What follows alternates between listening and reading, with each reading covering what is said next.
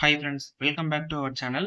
இன்னைக்கு நம்ம வீடியோல என்ன பார்க்க போறோம் அப்படின்னா, தமிழ்ல அலகு 7ல தமிழின் தொன்மை, சிறப்பு, திராவிட மொழிகள் தொடர்பான செய்திகள் அப்படிங்கிற டாபிக் இருக்கு. ஸோ இதுல கவர் ஆகுற எல்லாத்தையும் இந்த வீடியோல நம்ம பார்க்க போறோம். இது என்ன அப்படின்னு பார்த்தீங்கன்னா, ஓல்டு புக். ஸோ ஓல்டு புக்ல இருக்கக்கூடிய கன்டென்ட் எல்லாத்தையும் இந்த வீடியோல நம்ம கவர் பண்ண போறோம். ஸோ நியூ புக்ல இருக்கிறத நம்ம நெக்ஸ்ட் பார்ட்ல பார்க்கலாம். சரியா? ஸோ ஃபர்ஸ்ட் நம்ம பார்க்க போறது தமிழின் தொன்மை. நம்ம தமிழ் மொழி எவ்வளவு தொன்மையான மொழி. அடுத்தது தமிழ் மொழியினுடைய சிறப்புகள். அடுத்தது திராவிட மொழிகள் தொடர்பான செய்திகள். திராவிட மொழிகள்னா என்ன? அது தொடர்பான செய்திகளையும் நம்ம பார்க்க போறோம். ஓகேவா? ஸோ ஃபர்ஸ்ட் பாருங்க, ஸ்டார்ட் பண்ணிடலாம். செம்மொழி தமிழ். உலகில் 6000த்திற்கும் மேற்பட்ட மொழிகள் உள்ளன. அப்போ உலகத்துல எவ்வளவு மொழிகள் இருக்கு? 6000த்திற்கும் மேற்பட்ட மொழிகள் உள்ளன அப்படின்னு சொல்றாங்க. அடுத்தது எளிதில் பேசவும் எளிதில் பாடல் இயற்றவும் இயற்கையாக அமைந்தது தென்மொழியாகிய தமிழ் ஒன்றே. நம்மளால எளிதில பேச முடியும், எளிதா பாடலையும் இயற்ற முடியும். இயற்கையாக இவை அனைத்திற்கும் அமைந்த மொழியாக நம்முடைய தமிழ் மொழி திகழ்கிறது அப்படின்னு சொன்னவர் யாருன்னா வள்ளலார். இதை நோட் பண்ணிக்கோங்க, கேட்கறதுக்கு வாய்ப்பு இருக்கு. எளிதில் பேசவும் எளிதில் பாடல் இயற்றவும் இயற்கையாக அமைந்தது தென்மொழியாகிய தமிழ் ஒன்றே அப்படின்னு வள்ளலார் சொல்லியிருக்காரு. ராமலிங்க அடிகளார் படிக்கிறோம் இல்லையா? அவர்தான் வள்ளலார் அவர்கள் சொல்லியிருக்காங்க. அடுத்தது பாருங்க, செம்மொழிகள். செம்மொழிகளை பத்தி இப்ப நம்ம பார்க்க போறோம். திருந்திய செவ்வியல்புகள் பொருந்திய மொழிகள் செம்மொழிகள் எனப்படும். அப்போ கிரேக்கம், சமஸ்கிருதம், எபிரேயம், ஈப்ரு, லத்தீன், சீனம், அரபு இந்த மொழிகள் எல்லாத்தையும் செம்மொழிகள் அப்படின்னு ஒருத்தர் பட்டியலிட்டு சொல்லியிருக்காரு. அவர் தான் யாருன்னு பாத்தீங்கன்னா மொழியியல் அறிஞர் ச. அகத்தியலிங்கம் அவர்கள். சோ அவர் தான் என்ன பண்ணியிருக்காரு அப்படின்னா இந்த மொழிகள் எல்லாத்தையும் செம்மொழிகள் அப்படின்னு பட்டியலிட்டு சொல்லியிருக்காரு. அடுத்தது பாருங்க, இதுல அண்டர்லைன் பண்ணிருக்கோம்ல, கிரேக்கம், சமஸ்கிருதம், லத்தீன் இந்த 3 மொழிகளும் தற்பொழுது பேச்சு வழக்கில் இல்லை. பேச்சு வழக்கு, எழுத்து வழக்கு உங்களுக்கு தெரியும்னு நினைக்கிறேன். பேச்சு வழக்கு அப்படின்னா நம்ம பேசுறதுதான் பேச்சு வழக்குன்னு சொல்லுவோம். எழுத்து வழக்கு அப்படின்னா நம்ம எழுதுறது எழுத்து வழக்கு. அப்போ பேச்சு வழக்குல இப்போ இல்லாத மொழிகள் அப்படின்னு பாத்தீங்கன்னா இந்த கிரேக்கம், சமஸ்கிருதம், லத்தீன் இதெல்லாம் பேச்சு வழக்குல இல்ல. அடுத்தது பாருங்க, செம்மொழி தமிழின் சிறப்பு. நம்மளுடைய தமிழ் மொழியான செம்மொழியினுடைய சிறப்புகள் என்னென்ன அப்படின்றத நம்ம பார்க்க போறோம். நம்மளுடைய தமிழ் மொழியும் எப்ப செம்மொழியா அறிவிச்சாங்க மத்திய அரசாங்கம் அப்படிங்கிறத கீழே கமெண்ட்ல சொல்லுங்க.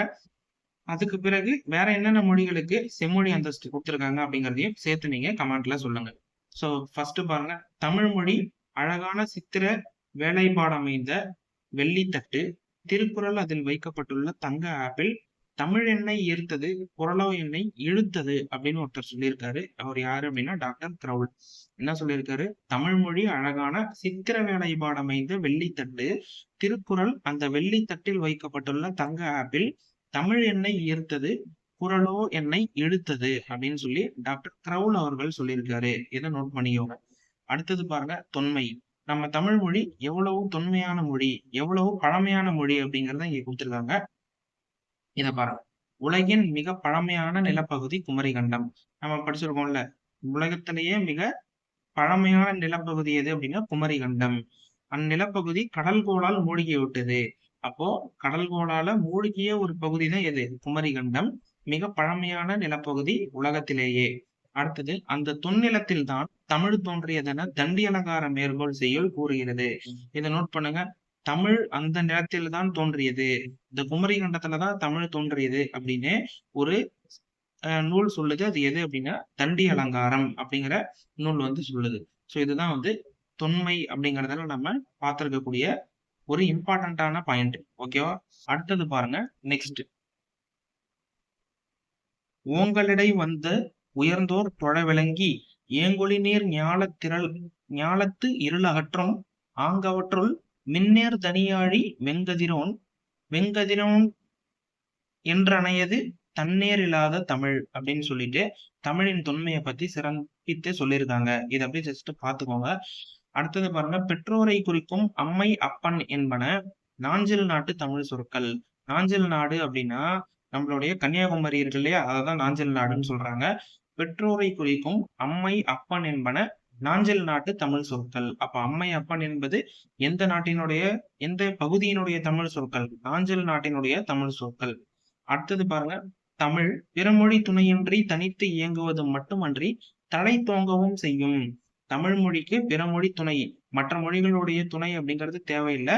அந்த தேவை இல்லாம அது தனித்து இயங்கக்கூடியது மட்டுமின்றி தழைத்து ஓங்கவும் செய்யும் அப்படின்னு சொல்லி ஒருத்தர் சொல்லியிருக்காரு. அவர் யாரு அப்படின்னா கால்டுவெல். இதையும் நோட் பண்ணுங்க.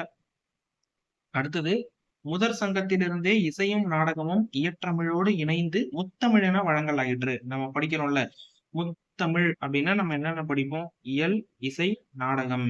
அப்போ அததான் சொல்றாங்க. முதற் சங்கத்திலிருந்தே வந்து அதை என்னன்னு சொல்றாங்களாம்? முத்தமிழ் அப்படின்னு வழங்கிட்டு இருக்காங்க அப்படின்றத சொல்றாங்க. அடுத்தது, தமிழ் மொழியினுடைய இயற்கை வளர்ச்சி. எல்லா சொல்லும் பொருள் குறித்தனவே தொல்காப்பிய நூற்பா. எல்லா சொல்லுக்கும் தமிழ்ல என்ன இருக்கு? பொருள் இருக்கு. தமிழில் இடுகுறி பெயர்கள் மிகவும் குறைவு. தமிழ்ல எது குறைவா இருக்கு? இடுகுறி பெயர்கள் மிகவும் குறைவாக இருக்கு. அடுத்தது, ஒருமை பன்மை என்னும் இருவகை எண் மட்டுமே தமிழில் உண்டு. என்ன சொல்றாங்க? ஒண்ணு ஒருமை, இன்னொன்னு பன்மை அப்படின்னு இருவகை எண் மட்டுமே நம்ம தமிழ் மொழியில் உண்டு அப்படின்றத சொல்றாங்க. அடுத்தது, ஆனால் வடமொழியில் ஒருமை, இருமை, பன்மை என மூவகை எண் உள்ளன. நோட் பண்ணிக்கோங்க. ஒருமை, பன்மை அப்படின்னு மட்டும்தான் நம்ம தமிழ் மொழியில இருக்கு. ஆனால் வடமொழியில என்னென்ன இருக்கு? ஒருமை இருக்கு, இருமை இருக்கு, பன்மை இருக்கு. இந்த மூவகையும் வந்து எதுல இருக்கு? வடமொழியில இருக்கு. சோ அடுத்தது பாருங்க, இலக்கண நிறைவு. எல்லா மொழிகளும் எழுத்துக்கும் சொல்லுக்கும் இலக்கணம் கூறும். ஆனால் தமிழ் அவற்றுடன் சேர்த்து வாழ்வியலுக்கான பொருள் இலக்கணத்தையும் கூறுகிறது. அதனையும் அகம் புறம் என இருவகையாக பகுத்துள்ளது. எல்லா மொழியும் என்ன சொல்லுமா? எழுத்துக்கும் அதனுடைய சொல்லுக்கும் தான் இலக்கணம் தரும். ஆனால் நம்மளுடைய தமிழ் மொழியோ அந்த எழுத்துக்கும் சொல்லுக்கும் இலக்கணம் தருவதோடு மட்டும் இல்லாமல் வாழ்வியலுக்கான பொருள் இலக்கணத்தையும் கூறுகிறது. நம்ம வாழ்க்கைக்கான ஒரு பொருள் இலக்கணத்தையும் வந்து நம்ம தமிழ் மொழி சொல்லுது. அததான் நம்ம வந்து தமிழர்களுடைய பழங்காலத்துல அகம் புறம் அப்படின்னு இருவகையை பிரிச்சு நம்ம அந்த வாழ்க்கை அப்படிங்கிறத வாழ்ந்திருந்திருப்போம். சோ அததான் வந்து சொல்றாங்க. அடுத்தது பாருங்க, செய்யுள் சிறப்பு. பண்டை தமிழ் இலக்கியங்களும் இலக்கணங்களும் செய்யுள் வடிவிலேயே இருந்தன. அப்போ பண்டைய தமிழ் இலக்கியங்கள்லாம் எப்படி இருந்திருக்கு? அந்த பண்டைய காலத்துல இருந்த தமிழ் இலக்கியங்களும் இலக்கணங்களும் எப்படி இருந்தது? செய்யுள் வடிவத்துல இருந்தது. அடுத்தது, கலிப்பா முதலான செய்யுள் வகைகள் வேறு எம்மொழியிலும் இல்லை. நோட் பண்ணுங்க. கலிப்பா முதலான செய்யுள் வகைகள் வேறு எந்த மொழியிலும் இல்லை. தமிழ் மொழியில் தான் இருக்கு அப்படின்றத சொல்றாங்க. இது நம் தமிழ் மொழியினுடைய செய்யுள் சிறப்பு. இது வரைக்கும் உங்களுக்கு புரிஞ்சிருக்கும்னு நினைக்கிறேன். ஸோ அடுத்தது நம்ம நெக்ஸ்ட் போயிடலாம். இங்க பாருங்க. இப்போ நம்ம திராவிட மொழிகள் அப்படிங்கிறதுக்கு வந்துட்டோம். நம்ம இது வரைக்கும் என்னென்ன பார்த்திருக்கோம்? தமிழின் தொன்மை, சிறப்பு பார்த்துட்டோம். இப்ப திராவிட மொழிகள் தொடர்பான செய்திகள் அப்படிங்கிறதுக்கு வந்துட்டோம். ஸோ நான் சொல்ல சொல்ல நீங்க அப்படியே நோட்ஸ் எடுத்துக்கிட்டே வாங்க. கண்டிப்பா உங்களுக்கு இது யூஸ்ஃபுல்லா இருக்கும். நம் எண்ணங்களையும் கருத்துக்களையும் பிறருக்கு அறிவிக்கும் கருவியாக விளங்குவது மொழி. ஸோ அதுதானே மொழி அப்படின்னா என்னது? நம்ம மனசுல என்ன தோணுதோ அதை வந்து பிறருக்கு அறிவிப்பதற்காக நமக்கு பயன்படுறது தான் என்ன? மொழி. அடுத்தது, தனக்கென தனி சிறப்பும் பல மொழிகள் தோன்றி வளர அடிப்படையாகவும் உள்ள மொழியே மூலமொழி. மூலமொழி அப்படின்னா என்னது? தனக்கென ஒரு தனி சிறப்பு, அதுக்குன்னு ஒரு தனி சிறப்பு இருக்கும். அதுல இருந்து பல மொழிகள் தோன்றி வளர்வதற்கு காரணமாக இருக்கும். அதுதான் மூலமொழி. அதிலிருந்து தோன்றி வளர்ந்த மொழிகள் கிளை மொழிகளே. அப்போ மூல மொழியிலிருந்து தோன்றது தானே நம்ம கிளை மொழிகள்னு சொல்லுவோம். ஏன்னா அதுல இருந்து தானே வருது. அதனால அதை வந்து கிளை மொழிகள்னு சொல்றோம். அடுத்தது பாருங்க, இந்திய மொழி குடும்பங்கள் ரொம்ப ரொம்ப முக்கியம். கண்டிப்பா இதுல இருந்து எக்ஸாம்ல கொஸ்டின் வர்றதுக்கு அதிக வாய்ப்பு இருக்கு. நல்லா கவனிங்க. இந்தியாவில் பேசப்படும் மொழிகள் அனைத்தையும் இந்தோ ஆசிய மொழிகள், திராவிட மொழிகள், ஆஸ்திரோ ஆசிய மொழிகள், சீன திபெத்திய மொழிகள் என மொழியியல் அறிஞர்கள் 4 மொழி குடும்பங்களுடன் அடக்குவர். அப்போ இந்தியாவுல பேசப்படுற மொழிகளை 4 மொழி குடும்பங்களாக மொழியியல் அறிஞர்கள் சொல்றாங்க. என்னன்னா, இந்தோ ஆசிய மொழிகள், திராவிட மொழிகள், ஆஸ்திரோ ஆசிய மொழிகள், சீன திபெத்திய மொழிகள். அடுத்தது பாருங்க, நம் நாட்டில் 1300க்கும் மேற்பட்ட மொழிகளும் அதன் கிளை மொழிகளும் பேசப்படுகின்றன. அப்போ நம்ம நாட்டுல எவ்வளவு மொழிகள் பேசப்படுதாம்? 1300க்கும் மேற்பட்ட மொழிகளும் அதனுடைய அந்த மொழிகளுடைய கிளை மொழிகளும் பேசப்படுவதாக சொல்றாங்க. ஆதலால் இந்திய நாட்டை மொழிகளின் காட்சிசாலை அப்படின்னு அகத்தியலிங்கம் மொழியியல் அறிஞர் சொல்றாரு. இதுக்கு முன்னாடி அவர் என்ன சொல்லியிருப்பாருன்னு பார்த்தோம். இந்த மொழிகள் எல்லாத்தையும் கிரேக்கம், சமஸ்கிருதம், எபிரேயம், ஈப்ரு, லத்தீன், சீனம், அரபு இதெல்லாம் வந்து செம்மொழிகள்னு பட்டியலிட்டு அகத்தியலிங்கம் சொல்லியிருப்பாரு. இந்த இடத்துல என்ன சொல்றாரு? இந்த கிளை மொழிகள்லாம் பேசப்படுது இல்லையா? 1300க்கும் மேற்பட்ட மொழிகளோட. அதனால நம்மளுடைய இந்திய நாட்டை மொழிகளின் காட்சி சாலை அப்படின்னு குறிப்பிட்டவரும் அகத்தியலிங்கம் அவர்கள். அடுத்தது பாருங்க, திராவிட மொழி குடும்பங்கள். மொத்தம் 3 வகை இருக்கு. திராவிட மொழி குடும்பத்தை 3 வகையாக பிரிக்கிறாங்க. என்னென்ன அப்படின்னா, தென் திராவிட மொழிகள், நடு திராவிட மொழிகள், வட திராவிட மொழிகள் அப்படின்னு 3 வகையாக பிரிக்கிறாங்க. இவற்றுள் தமிழ், தெலுங்கு, மலையாளம், கன்னடம் ஆகிய 4ம் திராவிட பெருமொழிகள் எனப்படும். அப்போ தமிழ், தெலுங்கு, மலையாளம், கன்னடம் இது என்ன சொல்றாங்க? 4 திராவிட பெருமொழிகள் அப்படின்னு சொல்றாங்க. திராவிட மொழி குடும்பம் மொத்தம் 3 வகை. ஒண்ணு தென் திராவிட மொழி, இன்னொன்னு நடு திராவிட மொழி, அடுத்தது வட திராவிட மொழி. சரி, இப்ப இங்க பாருங்க, தென் திராவிட மொழிகள் என்னன்னா, நடு திராவிட மொழிகள்ல வர்றது என்ன, வட திராவிட மொழிகள்ல வர்றது என்ன அப்படிங்கிறது இங்க இருக்கு. இதுல இருந்து குரூப் 1ல ஒரு கொஸ்டின் கேட்டிருந்தாங்க, யூனிட் 6 அதை பேஸ் பண்ணி. சோ கண்டிப்பா இதுல இருந்து கொஸ்டின் கேட்க வாய்ப்பு இருக்கு, நல்லா படிச்சுக்கோங்க. தென் திராவிட மொழிகள்னு எடுத்துக்கிட்டோம்னா தமிழ், மலையாளம், கன்னடம், குடகு, துளு, தோடா, கோத்தா, கொரகா, இருளா. நடு திராவிட மொழிகள்ல தான் தெலுங்கு வரும். தென் திராவிட மொழிகள்ல தெலுங்கு கொடுத்துருவாங்க. அது வந்து தென் திராவிட மொழி கிடையாது, நடு திராவிட மொழி. தெலுங்கு, கோண்டி, கோயா, கூயி, கூவி, கோலாமி, பர்ஜி, கதபா, போண்டா, நாயக்கி, பெங்கோ, முண்டா. இது எல்லாமே வந்து நடு திராவிட மொழிகள். அடுத்தது வட திராவிட மொழிகள் பாருங்க, குருப், மால்தோ, பிராகுயி. இதெல்லாம் வந்து வட திராவிட மொழிகள் அப்படின்னு சொல்றாங்க. சோ மொத்தம் தென் திராவிட மொழிகள், நடு திராவிட மொழிகள், வட திராவிட மொழிகள் அப்படின்னு திராவிட மொழி குடும்பங்களை வந்து 3 வகையா பிரிச்சிருக்காங்க. சோ இதுல வந்து கிளாரிட்டியா தெளிவா புரிஞ்சுக்கோங்க. முன்னாடி நம்ம பார்த்தது என்னது, இந்திய மொழி குடும்பங்கள். அதை வந்து 4 வகையா பிரிச்சிருப்பாங்க. திராவிட மொழி குடும்பத்தை 3 வகையா பிரிச்சிருப்பாங்க. சோ இதை வந்து தெளிவா படிச்சுக்கோங்க. அடுத்தது பாருங்க, இதுலதான் வந்து நிறைய ஃபேக்ட் நமக்கு இருக்கும். இங்க பாருங்க, திராவிட மொழிகளின் ஒப்பிலக்கணம் அப்படின்னு சொன்னவர் யாருன்னா கால்டுவெல். அடுத்தது திராவிடர் பேசிய மொழியே திராவிட மொழி அப்படின்னு சொல்றாங்க. அடுத்தது திராவிடம் அப்படின்னா திராவிட நாடு என்பது பொருள். குமரிலப்பட்டர் திராவிடம் என்னும் சொல்லை முதலில் உருவாக்கினார். அப்போ திராவிடம் அப்படிங்கிற சொல்ல முதல்ல உருவாக்குனது யாரு? குமரிலப்பட்டர். இதை நோட் பண்ணுங்க, இம்பார்ட்டன்ட். அடுத்தது கால்டுவெல் அதனை பயன்பாட்டுக்கு கொண்டு வந்தார். உருவாக்குனவர் குமரிலப்பட்டர், அதை பயன்பாட்டுக்கு கொண்டு வந்தவர் கால்டுவெல். அடுத்தது திராவிட மொழிகளுள் தமிழுக்கு உரிய இடம். திராவிடம் என்னும் சொல்லே தமிழ் என்னும் சொல்லிலிருந்து உருவானது. தமிழ், திரமிழ, திராவிட, திராவிட என உருவாயிற்று அப்படின்னு ஒருத்தர் சொல்றாரு. அவர் யாரு அப்படின்னா ஈராஸ் பாதிரியார். திராவிட என்னும் சொல்லே இப்ப எதுல இருந்து தான் வந்திருக்கு? நம்மளுடைய தமிழ் என்னும் சொல்லிலிருந்து தான் உருவானது அப்படின்றத சொல்றாங்க. அதுதான் எப்படி அந்த திராவிட அப்படின்றது வந்திருக்குங்கிறத இங்க இருந்து கொடுத்திருக்காங்க. முதல்ல தமிழ், அடுத்தது திரமிழ, அடுத்தது திராவிட, அப்புறம் திராவிடன்னு வந்திருக்கு.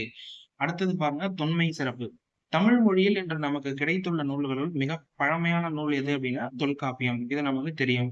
அடுத்தது 80 விழுக்காடு அளவுக்கு திராவிட மொழி கூறுகளை கொண்டுள்ள ஒரே திராவிட மொழி எது அப்படின்னா தமிழ். 80 விழுக்காடு அளவுக்கு திராவிட மொழி கூறுகளை கொண்டு உள்ளது நம்மளுடைய தமிழ் மொழி அப்படின்றத சொல்றாங்க தொன்மை சிறப்புல. அடுத்தது பாருங்க, புக்ல உள்ள மாதிரி வினாக்கள். மொழிகள் பல தோன்றி வளர அடிப்படையான மொழி எது? மூலமொழி அப்படின்னு பார்த்தோமா? சோ மூலமொழி தான் வந்து மொழிகள் பல தோன்றி வளர அடிப்படையாக உள்ளது. அப்போ இதுல இருந்து பிரிந்த மொழிகளை தான் நம்ம என்ன சொல்றோம்? கிளை மொழிகள்னு சொல்றோம். அடுத்தது இந்தியாவை மொழிகளின் காட்சி சாலைன்னு ஒருத்தர் சொல்றாரு. அவர் யாரு? அகத்தியலிங்கம்.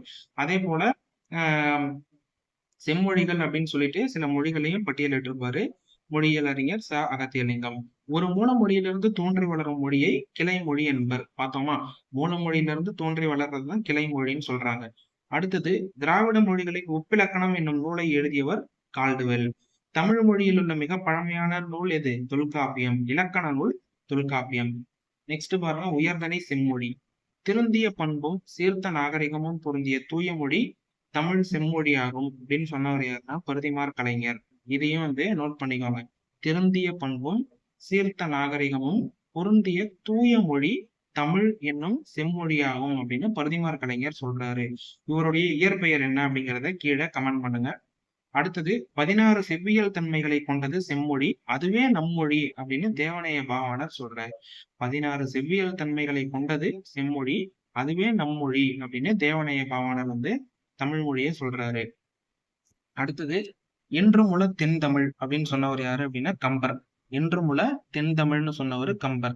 அடுத்தது தமிழ் மொழியானது திராவிட மொழிகளான கன்னடம், தெலுங்கு, மலையாளம், துளுவம் ஆகிய மொழிகளுக்கு தாய்மொழியாக திகழ்கிறது. அது பிராகுயி முதலான வடபுல மொழிகளுக்கும் தாய்மொழியாக விளங்குகிறது அப்படின்னு சொன்னவரு கால்டுவெல். அப்ப கால்டுவெல் என்னென்ன சொல்லியிருக்காரு? திராவிட மொழிகளின் ஒப்பிலக்கணம்னு சொல்லியிருக்காரு. தமிழ் மொழியானது திராவிட மொழிகளான கன்னடம், தெலுங்கு, மலையாளம், துளுவம் ஆகிய மொழிகளுக்கு தாய்மொழியாகவும் இருக்கு. அதே போல பிராமிய முதலான வடபுல மொழிகளுக்கும் தமிழ் தாய்மொழியா இருக்குன்னு சொன்னவரு கால்டுவெல். நெக்ஸ்ட் பாத்துக்கோங்க, இலக்கிய வளம், இலக்கண சிறப்பு. சங்க இலக்கியங்கள் மொத்த அடிகள். இது ப்ரீவியஸ் இயர் கொஸ்டின். சங்க இலக்கியங்களின் மொத்த அடிகள் எவ்வளவு அப்படின்னா 26,350. 26,350. இவ்வளவிற்கு விரிவாக உருவாக்கப்பட்ட இலக்கியங்கள் உலகில் வேறு எந்த மொழியிலும் இல்லைன்னு சொன்னவரு கமில் சோலபில். இவர் செக் நாட்டு மொழியியல் பேரறிஞர். இவர் எந்த நாட்டினுடைய மொழியியல் பேரறிஞர்? செக் நாட்டை சேர்ந்த மொழியியல் பேரறிஞர் கமில் சோலபில். அடுத்தது, தமிழே மிகவும் பண்பட்ட மொழி என்றும் அது தனக்கே உரிய இலக்கிய செல்வங்களை பெற்றிருக்கும் மொழி என்றும் பாராட்டியவர் மார்க்ஸ் முல்லர். மார்க்ஸ் முல்லர் என்ன சொல்றாரு? அது தமிழ் மிகவும் பண்பட்ட மொழி, அது தனக்கே உரிய இலக்கிய செல்வங்களையும் பெற்றிருக்கும் அப்படின்னு சொன்னாரு மார்க்ஸ் முல்லர். அடுத்தது, தமிழ் இலக்கணம் படிக்க படிக்க விருப்பத்தை உண்டாக்குவது. இது நமக்கு தெரியும். சோ கெல்லட் சொல்லியிருப்பார், தமிழ் இலக்கணம் படிக்க படிக்க நமக்கு விருப்பத்தை உண்டாக்கும் அப்படின்னு கெல்லட் சொல்றாரு. அடுத்தது, தொல்காப்பியரின் ஆசிரியராகிய அகத்தியர். நோட் பண்ணுங்க, தொல்காப்பியருடைய ஆசிரியர் யாரு? அகத்தியர். இவர் என்ன சொல்றாரு? எழுத்து, சொல், பொருள், யாப்பு, அணி ஆகிய 5 இலக்கணங்களையும் எழுதினார். நம்ம படிக்கிறோம்ல, தமிழில் உள்ள 5 இலக்கணம், எழுத்து, சொல், யாப்பு, பொருள், அணி. இந்த 5 இலக்கணங்களையும் எழுதினது யாரு? தொல்காப்பியருடைய ஆசிரியர் அகத்தியர். இதுலயே நமக்கு நிறைய பாயிண்ட் கவர் ஆகுது. தொல்காப்பியருடைய ஆசிரியர் அகத்தியர், அவர் தான் 5 இலக்கணங்களையும் எழுதியிருக்காரு. நோட் பண்ணிக்கோங்க. அடுத்தது, யாதும் ஊரே யாவரும் கேளீர் அப்படிங்கிற வரிகள் இடம்பெற்றுள்ள நூல் புறநானூறு. அடுத்தது, பிறப்புக்கும் எல்லா உயிர்க்கும் அப்படிங்கிறது திருக்குறளில் இடம்பெறக்கூடிய ஒன்று. அதாவது திருவள்ளுவர் அதில் என்ன சொல்றாருன்னா, மக்கட்பண்பில்லாதவரை மரம் என படிக்கிறது. அதாவது யார் ஒருத்தருக்கு அந்த மக்கட்பண்பு, அதாவது ஒரு மக்கட்பண்பே இல்லாதவர்கள் அப்படின்னா நம்ம என்ன சொல்லுவோம்? யார் ஒருத்தருக்கு இரக்க குணம் அந்த மாதிரி எல்லாம் இல்லாம இருக்காங்களோ அவங்களாம் மரம் அப்படின்னு படிச்சு திருவள்ளுவர் அதுல சொல்லியிருக்காரு. அடுத்தது, அரசியல் பிழைத்தோருக்கு அறம் கூற்றாகும். இது எந்த நூல்ல இடம்பெற்றிருக்கும் அப்படின்னா சிலப்பதிகாரம், குடிமக்கள் காப்பியம் அப்படிங்கிற காப்பியத்துல இடம்பெற்றிருக்கு. இதை நோட் பண்ணிக்கோங்க. அரசியல் பிழைத்தோருக்கு அறம் கூற்றாகும். அடுத்தது, இன்றைய மொழியியல் வல்லுநர்கள் பேணி பின்பற்றத்தக்க வழிமுறைகளை தொல்காப்பியம் கூறுகிறது அப்படின்னு சொன்னவரு முனைவர் எமினோ. இன்ற மொழியியல் வல்லுநர்கள் பேணி பின்பற்றத்தக்க வழிமுறைகளை தொல்காப்பியம் கூறுகிறது அப்படின்னு முனைவர் எமினோ சொல்லியிருக்காரு. அடுத்தது, தமிழை செம்மொழி என அறிவித்தல் வேண்டும் என்ற முயற்சி 1901 தொடங்கி 2004 வரை தொடர்ந்தது. சோ 1901 தொடங்கியிருக்காங்க, செம்மொழி அந்தஸ்து கொடுக்கணும், அறிவிக்கணும் அப்படின்னு சொல்லி 2004 வரைக்கும் தொடர்ந்திருக்கு.